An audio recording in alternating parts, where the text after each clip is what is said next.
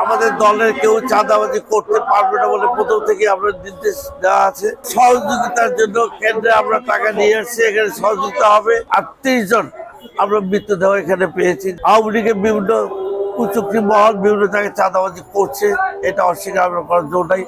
সম্প্রতি যে বন্যা হয়ে গেল, বাংলাদেশের প্রায় 5টা জেলা দুর্গতের সাহায্যের জন্য আমরা ভোলার জেলা থেকে এখানে আমরা সহযোগিতার জন্য কেন্দ্রে আমরা টাকা নিয়ে আসছি, এখানে সহযোগিতা হবে এবং এর মাধ্যমে দুস্থ মানবতা যারা ক্ষতিগ্রস্ত হয়েছে তাদেরকে ত্রাণ দেওয়ার জন্য আমাদের এই সাহায্য।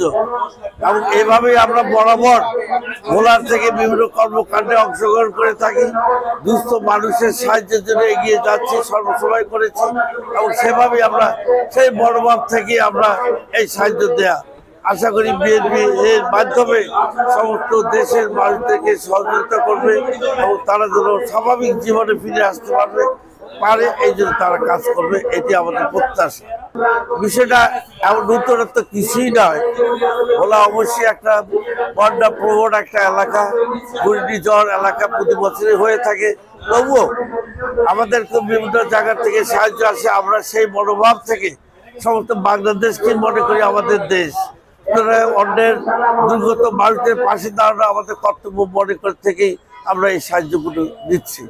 অনেক ছেলেমেয়ে শহীদ হয়েছে।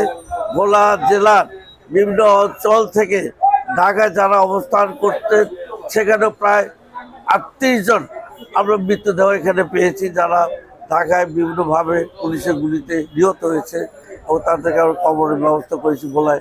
এবং এখনও বিভিন্ন হসপিটালে ঢাকায় আহত অবস্থায় অনেক ছেলেমেয়ে এখনো হসপিটালে কাঁপতাচ্ছে, মৃত্যুর সঙ্গে যুদ্ধ করছে প্রতিনিয়ত। এটা হলো আমাদের অবস্থা।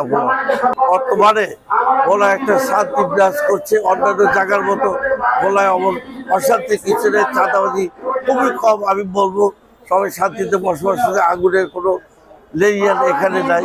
আমাদের দলের কেউ চাঁদাবাজি করতে পারবে না বলে প্রথম থেকে আমরা নির্দেশ দেওয়া আছে এবং সেভাবে আমরা পরিচালনা করছি আমাদের দলকে।